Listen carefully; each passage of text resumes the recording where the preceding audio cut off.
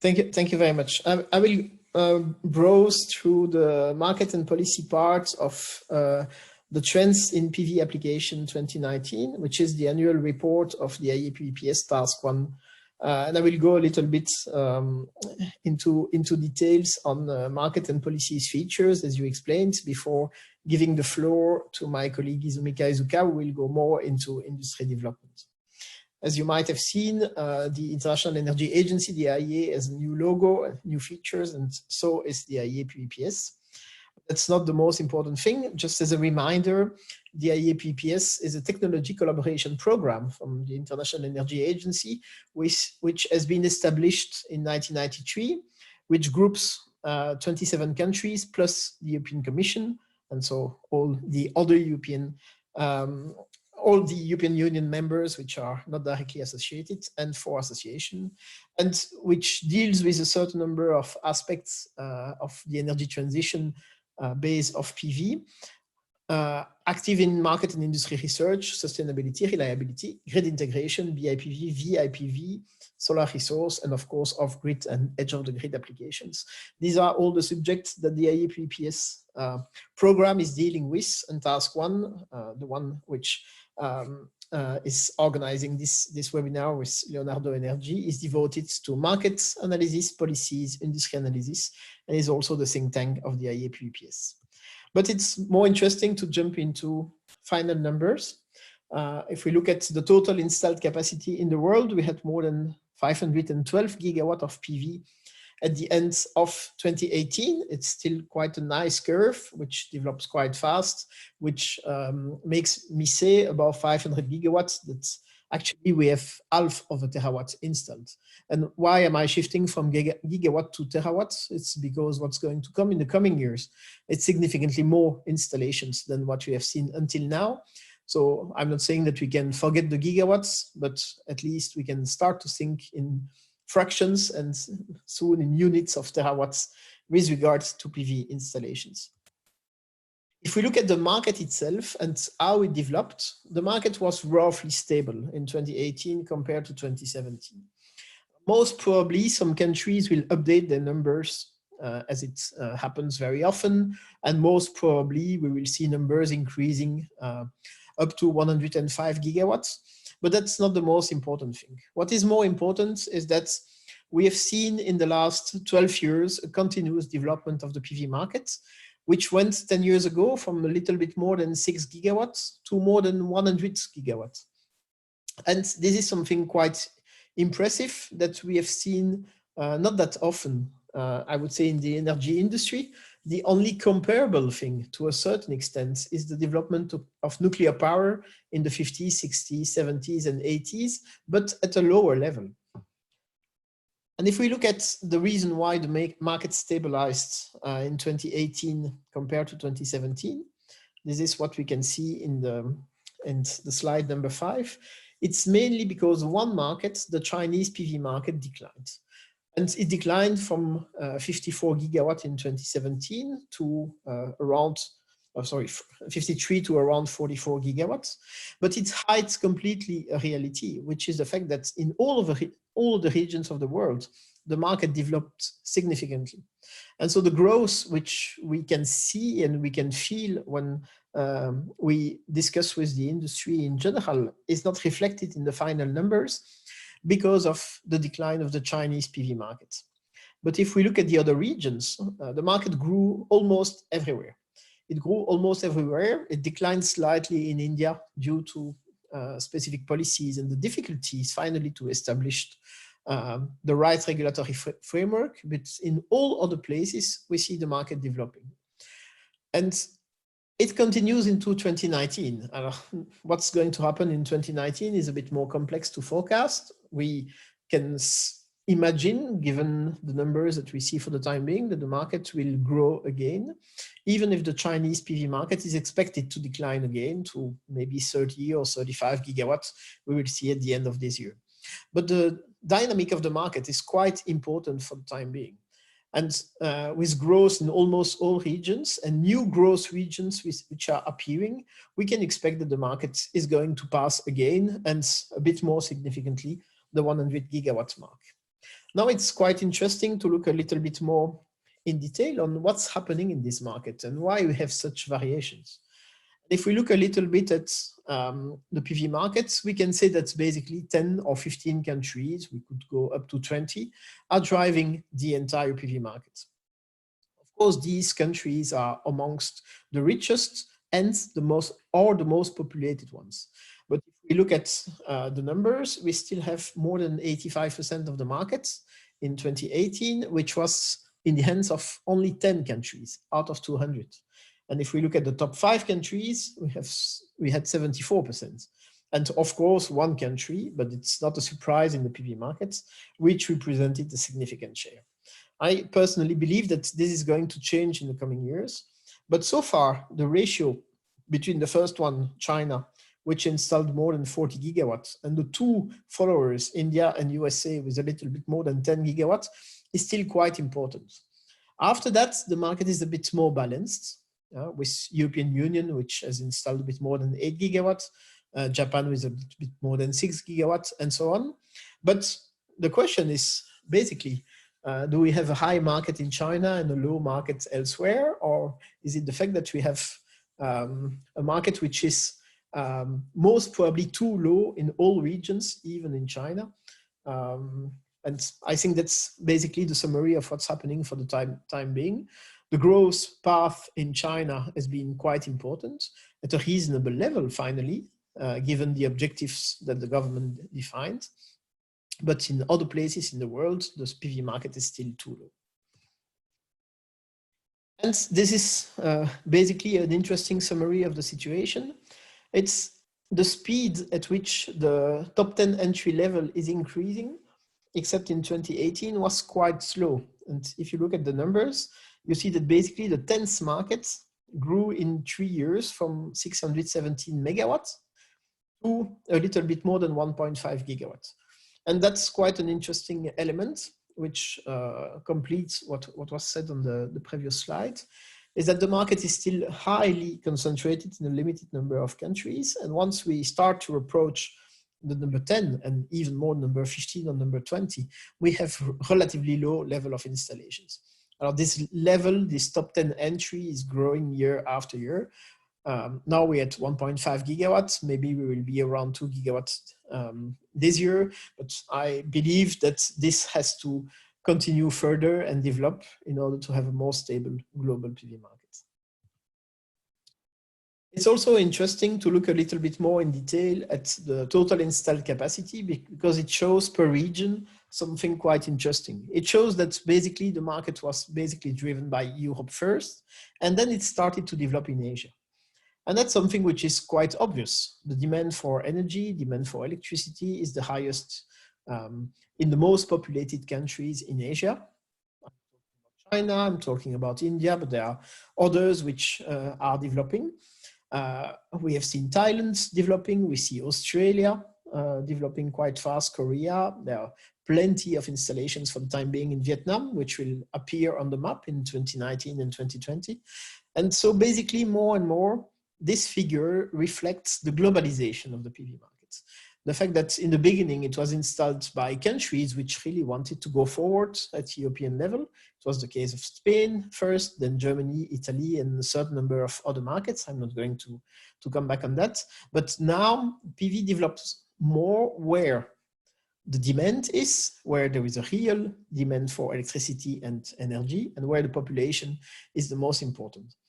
You will tell me then, where is Africa? Indeed, Africa is the last continent where PV should develop further. We will see in 2019, 2020, massive installations, starting from, I would say, projects which have been initiated already some time ago. I'm thinking about Egypt, for instance, or soon, most probably Morocco, but also some other countries like Nigeria. I will not go in detail through that, but basically in the coming years, we should have a more balanced representation of the global PV market, since PV is becoming more competitive. Now the question is, what will be the market size in the coming years? And that's something quite difficult to estimate. I would say that in general, based on existing policies, we might reach 200, maybe 250 gigawatts in 4 or 5 years from now, globally, if things are going as we see them for the time being. So basically, if countries continue to understand the potential of PV development and put in place policies which are not limited by, I would say, local stakeholders, as we have seen many times until now. The question is, which kind of PV market? And then that's something which I like most. It's basically showing that the distributed PV market still represents a little bit more than 1/3 of installations. But the most dynamic part of the PV market until now has been the utility scale market. Now, why has it been the case? Simply because it's significantly more simple to install or to define policies for installing utility scale PV than distributed PV. There are other reasons behind. There are questions of the ability of prosumers, residential customers, commercial ones to invest. But basically, it's mostly a question of policies. There are still plenty of countries in the world where there is only one state-owned electricity provider. And in general, it's either opposing or it's making a lot of constraints in order to let distributed PV developing. And that's quite obvious when we look at the numbers that basically are in a stable PV market from 2017 to 2018. Distributed PV application remains roughly stable, with a large part of the growth between 2016 and 2017, 2018 coming from China. And it's visible in slide number 10. It really depends on the region where you are. And Europe is definitively leading the pace at a rather low level with distributed PV installations, while in the rest of the world, these are utility scale, so centralized PV applications which are dominating. The big difference between distributed and centralized is changing slowly. It used to be a question of where the PV system were installed, but also a question of size. So we used to say that a 5 kilowatt system is of course distributed, and a 5 megawatt system is of course centralized. But more and more, since we're getting outside of the feed-in tariff era, and I will come back to that in a minute, we should do a split which is slightly different. A distributed application is actually an application where PV is used for self-consumption. So basically, the competitiveness of the application is linked to the electricity prices and the regulatory environment. Should I pay or should I utility scale, oppositely, is then going an application, whatever its size, where PV is injected into the grid. And we can do a separation in that way, and it will evolve more and more in the coming years with the competitiveness, the increased competitiveness of PV applications. Distributed will mean self-consumption, centralized will mean direct injection into the grid with potentially sales either on the electricity markets or to direct customers through PPAs. And it brings me to which are the PV market drivers and why is the situation that complicated? And this year we decided to split the drivers between distributed and centralized applications. You can see the differences. The most interesting thing is that the feed-in tariff are still massively employed. We see them in blue in the two figures. But the most interesting thing is finally the fact that the feed-in tariff through tenders or PPAs, which are granted, so through competitive tenders, are representing now 32% of all utility scale applications, or even 20% of the global PV market. What does that mean for manufacturers? It means that 20% of all PV installations are done with the cheapest PV components possible in order to win these tenders. So until when can manufacturers sell a large part of their production at the lowest price? This is something which is quite interesting and that we will see developing in the coming years. So what will happen to the pricing of major module and inverter manufacturing companies with this part of the PV market which is developing? And if we're looking at the main drivers for distributed PV, we can see that the feed-in tariffs still represent a major part of it. And that's mainly due to China, but not only. But we can also see that non-incentivized self-consumption is growing slowly. It still represents a few percent of installation. And since we are talking about competitive tenders, you have in front of you a list of the most competitive tenders per regions in the coming years. And I see one, and I will just focus on that one, which is simply not realistic. It's impossible today to produce PV electricity at 1.8 US dollar cents in Portugal. So what's happening? Of course, 1.6 or 1.7 are feasible in some places in Latin America, even in Brazil, I have some doubts, but in the Middle East, in Saudi Arabia, in the United Arab Emirates, in Chile, it's doable. So what's happening? My understanding behind that is that some companies are finally willing to get the grid connection at all costs. And so they're bidding at a super low price. And maybe at some point, they will shift to either PPAs or to the wholesale markets. We see that already with a certain number of plants which are developing, and Spain is a good example of PV systems which are selling on the wholesale market directly. So it means that investors, developers believe that they can be competitive while selling on the spot market. The question behind, because it's a real game changer if it happens, it means no need for incentives. It means simply developing PV plants in some places and relying on the market to for the revenues. What's happening if prices during the midday peak are decreasing? And then it can bring very long in terms of discussion. But I believe that if we have extremely low prices during midday, we'll have an increased demand at the time. It will take a certain number of years because we don't move consumption that easily, but especially with PV for heating, PV for cooling, PV for industrial applications, and PV for transport will have an additional demand, which will increase the demand during the midday peak when PV is producing, and we will keep reasonable prices. Now, I'm not going to spend too much time on that one, but which shows that basically, and it's basically the recent tenders. So in the last 5 years, normalized with 1,000 kilowatt hour and 2,000 kilowatt hours of yield, just to give an idea of what these tenders applied in other regions of the world.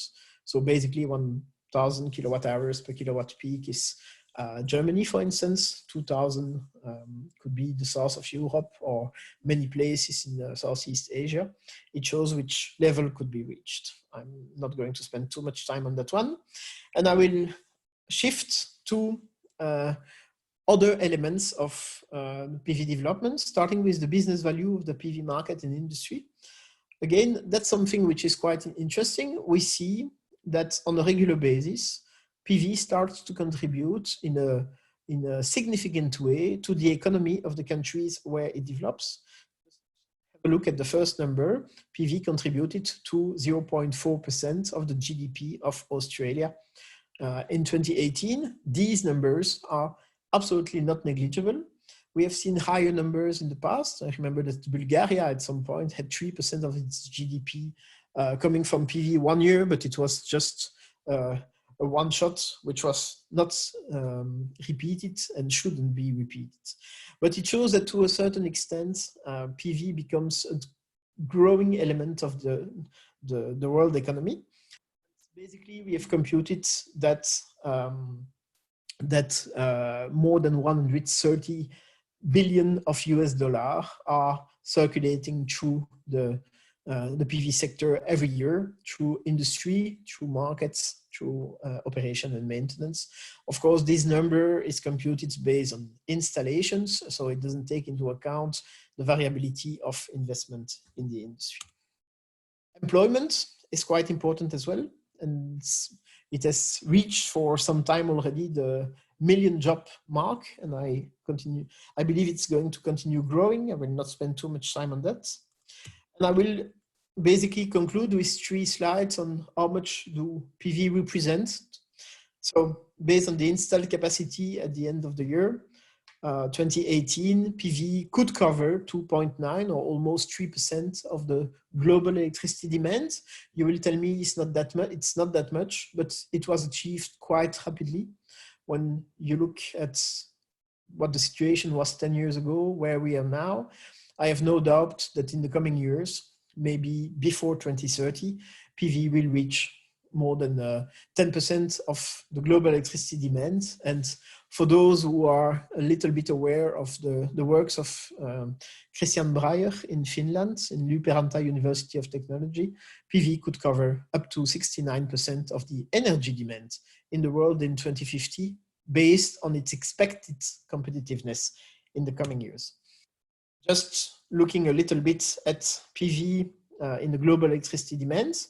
So it was a bit more than 2%, 2.9%. We still have a lot of fossil and nuclear, but basically the share is increasing. And when we're looking at renewables energy installations, in terms of capacity at least, PV is definitively leading the pace. I will finish with that one, which gives rather interesting perspective. Don't look at the numbers, but much more at what I'm saying. We believe that PV saves 600 million tons of CO2 equivalent per year. What does that mean? We emit something like 35 gigatons of CO2 equivalent every year in the world, but 600 megaton represents more in terms of savings from the power sector than the 2.9% that I was mentioning about PV penetration before. And why is it the case? It's the case because PV has developed in a certain number of countries where the CO2 content of the electricity mix was quite high. So I'm thinking about China, of course, Germany, India, and a certain number of others, including the US. And the more the CO2 mix, the CO2 emissions of the electricity mix is high, the more it makes sense to develop PV. And in the last years, we computed basically the savings of CO2 emissions based on the average penetration of PV globally, and it gave us a number around 300 million of tons. We believe that now it's significantly more interesting to look at it from a country perspective. That's what we're doing. And then these numbers have doubled, 600 megatons. It shows that PV is contributing actively to reducing CO2 emissions globally. And that's in the coming years, it's one of the key elements which should be put on the table during climate negotiations. We see it. We see them in Madrid for COP25. There is a real need for the PV industry to advertise the fact that it can solve partially the climate crisis, that it is already available, that it's cheap, that it's developing fast, and it has an industry which can cope with the increasing demand. That's what you're going to see in Izumi Kaizuka presentation in a minute. And I would like to thank you for your attention.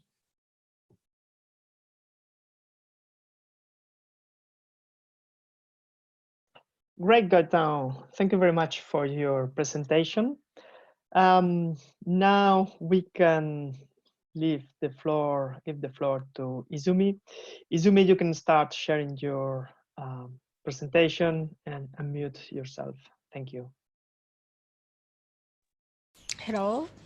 Hello. Hello, everyone. Good morning and good evening, because I'm talking from Tokyo. It's in the evening, actually. And thank you very much, Fernando. I'm very happy to have these opportunities sharing the result of the industry parts of the trends.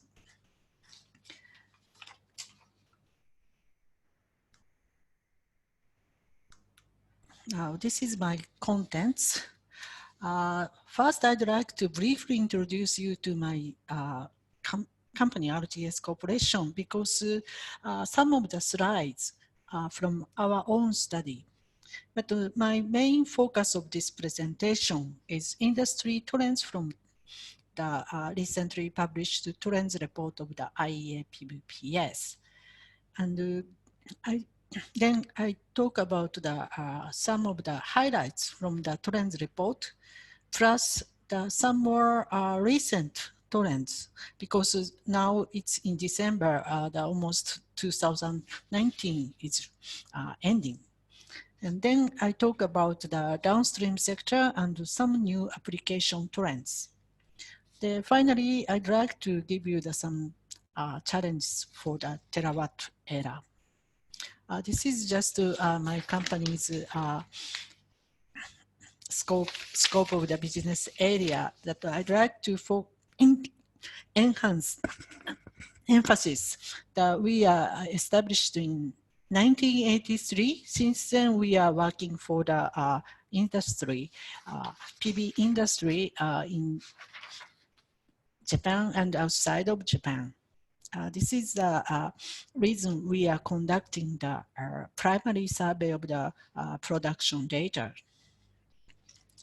Then I'd like to show you how we conduct analysis for the trends report.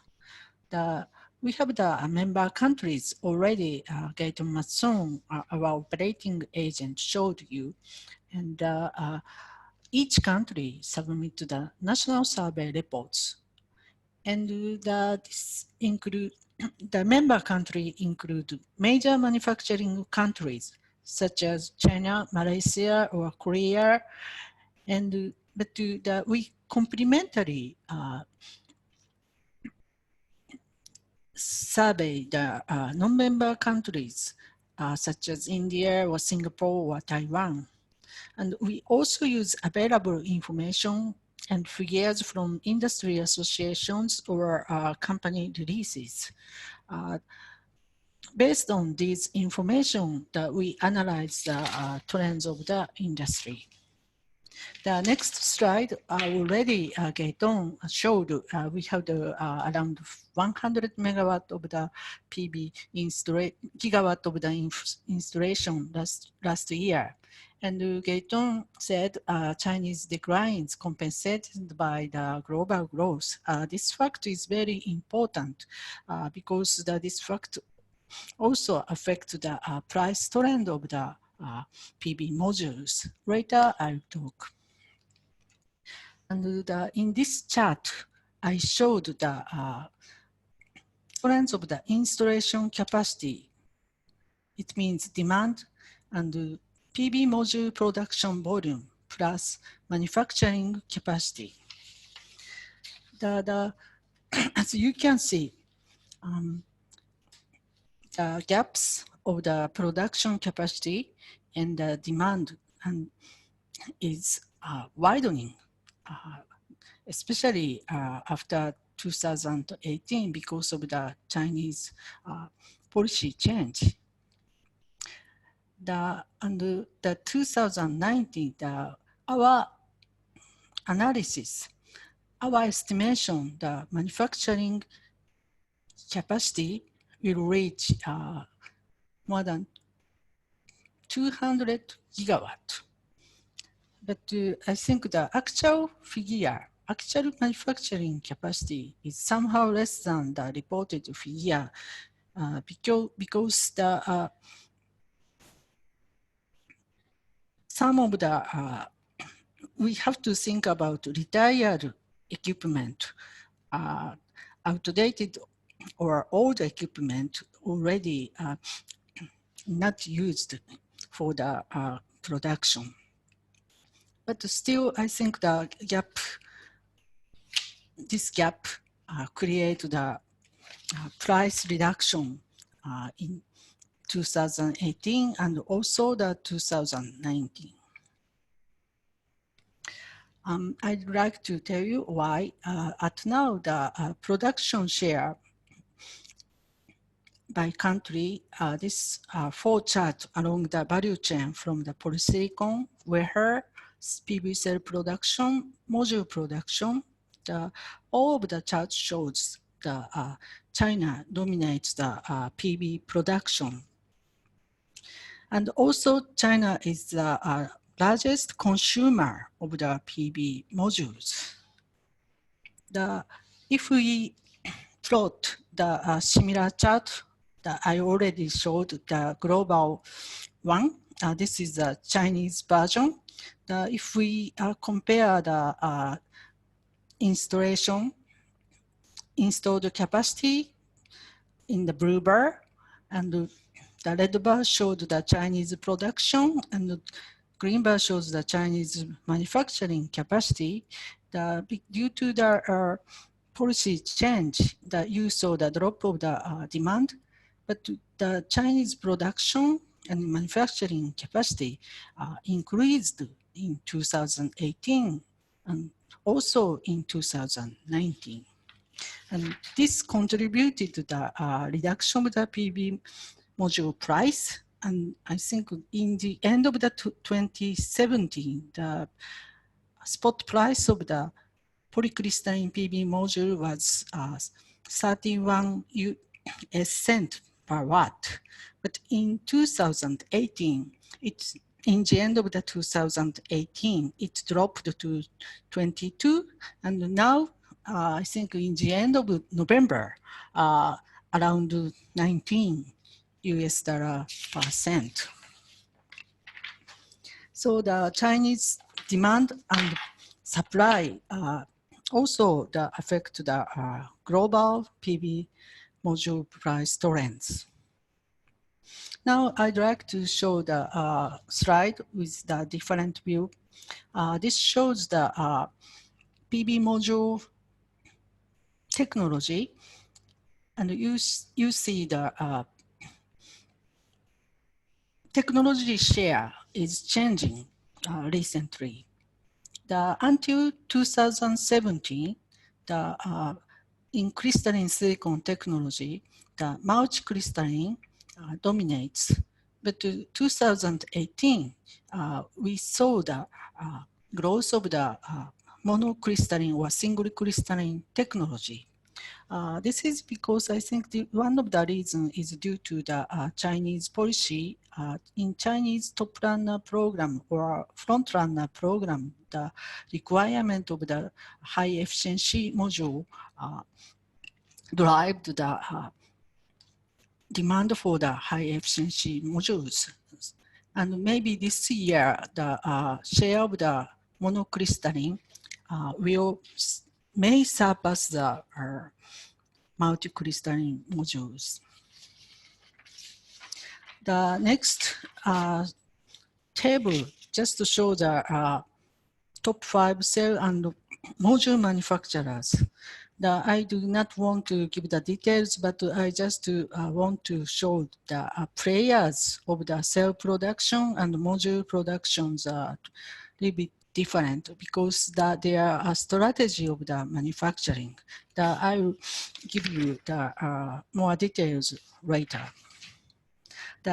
These slides are from the trends report, but now I'd like to tell you more about this year's trend. As well as last year, we saw the production capacity increase. As I said, the estimated production capacity is now close to 200 gigawatt. But this is not only the capacity increase, but also from the improvement of the efficiency. Because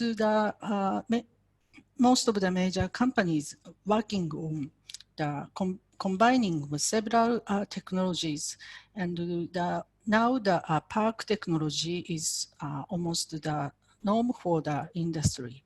And also the heterojunction technology, we saw the increase of the commercial production this year.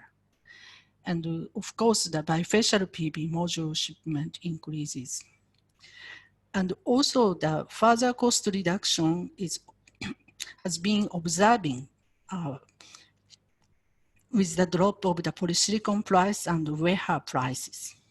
And this year also, because of the first solar, we will see the increase of the thin film, especially CAD-gel PV modules. And also we have to note that the consolidation of the players continue. And this is my company's own data. We plotted the major companies' production capacity. Now the tier one players having the more than 10 gigawatt, for some companies has more than 15 gigawatt of the production capacity of the modules. And if we look into the more detailed manufacturing capacity by the each steps from warehouse cell or module, some company focusing on the more on the cell production and the or warehouse production because of their origins. And also the many companies now using the outsourcing of the production. If we see each company's production capacity, you can see their strategy of the manufacturing. And 2019, we do not know the full year's result, but the first half of the year, we saw the ranking of the PV module manufacturers.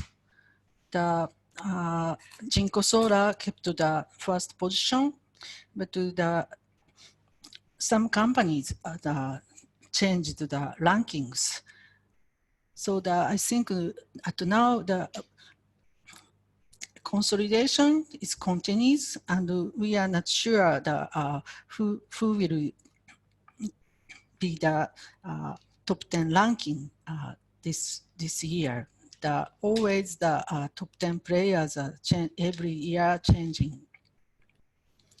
And many people says PV module is just a commodity, but still their efficiency or output is improving.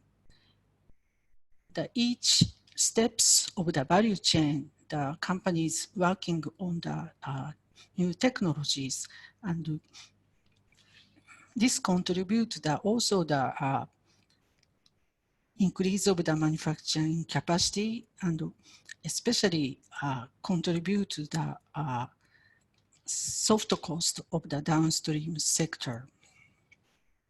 And I do not want to talk about each details, but for example, now the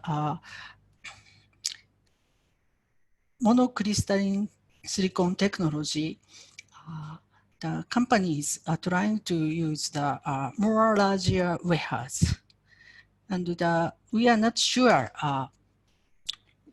what size is the best for the PV modules in the future, but these efforts contribute to the more high efficiency modules, more high output PV modules. And many people ask me the future price reduction of the PV modules. As I said, in the end of the 2019, now the multicrystalline PV module spot price is around 20 US cent. But the Chinese manufacturers, Chinese Industry Association established the roadmap in early this year. This roadmap shows the further cost reduction of the PV modules in the future, and 2025, the 15 US cent per watt is expected for the PV module production. And now I'd like to talk more on the downstream trends. Of course, the price reduction of the PV modules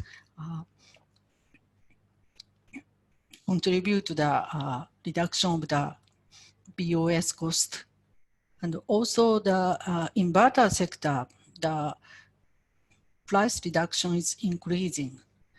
And now the string inverters are getting more and more share, and 1500 voltage is kind of the standard in the utility scale sector. And because of the increase of the bifacial PV modules, the tracking system is used in the utility sector. And also the, especially in Europe, the repowering or revamping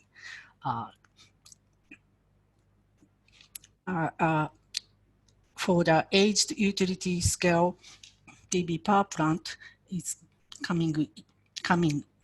emerging as the business. And also recycling is started, especially in European market. And due to the PPA price reduction, Gaëtan Masson already showed the more cost-efficient operation and maintenance is required. So the remote monitoring plus the AI analysis or big data analysis is proposed up now, and many way of the preventative operation and maintenance is proposed from the providers. But new application, the floating or agro PV, BIPV, or even the PV plus EV, these new applications now just emerging. So I'd like to tell you some about the new application. Okay, the market segment of the new application is still very small. For example, floating PV, we only have the 1.5 gigawatt of the cumulative PV capacity, but the potential floating has the potential to be the third category following the ground-mounted and rooftop. And now the agri-PV is growing, especially in the market where the land price is very high or land is limited. And the BIPV, we have the very ambitious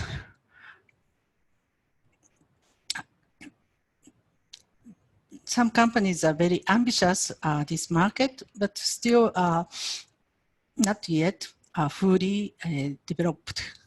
And VIPV is still very infancy. Now I'd like to give you some trends of the floating PV. According to the World Bank, the cumulative volume is 1.3 gigawatt, but I think now the end of the 2019, the cumulative is closely 1.5 gigawatt. As I said, the floating PV is very common in the land-limited countries such as Japan, but also in other countries. Now we heard many announcements. This global map plotted where the floating PV is installed or planned. Now globally, floating PV is market is emerging. But still the floating PV has some technical issues. For example, in Japan, we had the fire on the floating PV, and maybe we need the guideline of the floating PV. And also the agro PV, PV for agriculture is being implemented in many companies.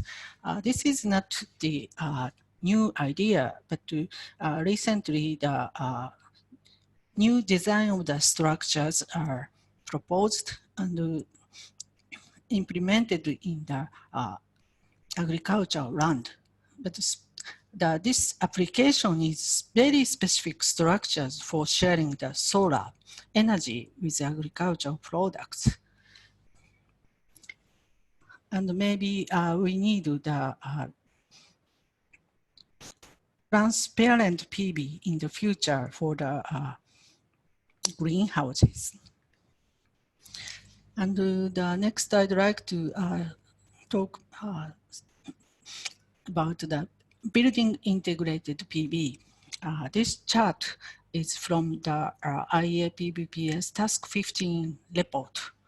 And the market is expected to grow. But still, I think we have the very small market.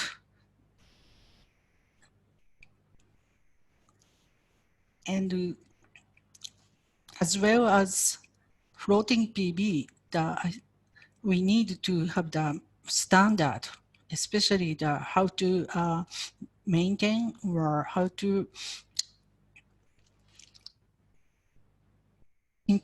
integrate into the building.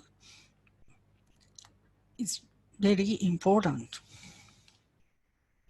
But I think that because of the price reduction, recently we saw the PV could be more reasonable price and integrated in the building due to the building energy code to reduce the CO2 emission. Now, finally, I'd like to talk something about electric vehicles. And, now EV is increasing and the speed of the dissemination may surpassing the speed of the dissemination of the PV. And the right chart shows the NEDO's estimation of the projected cumulative numbers of the EVs. And in this sector, PV is sure to contribute to the in this sector. And the electric vehicle can be used as the storage battery of the distributed application. So the EV has give the big impact to the future PV power generation. And now the IEA PVPS new task 17 is working on this PV and transport. And also the PV module on the electric vehicle may create the new market in the future. Now, finally, I'd like to give some challenges of the industry for the terawatt era. This chart is from the PV Market Alliance, which my company is one of the members. We are sure to have the market growth. And in the long term, the PV market will always grow than we expected. And as the first speaker, Gaëtan Masson, said, PV can contribute to the energy transition in many aspects. And terawatt era is coming soon, I think. But can we keep the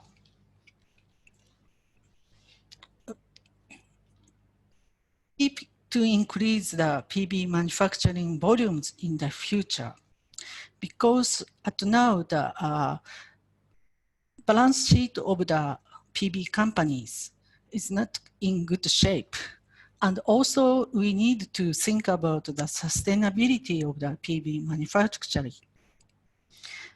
And to be the mainstream energy as the cheapest energy source, PV needs to be reliable.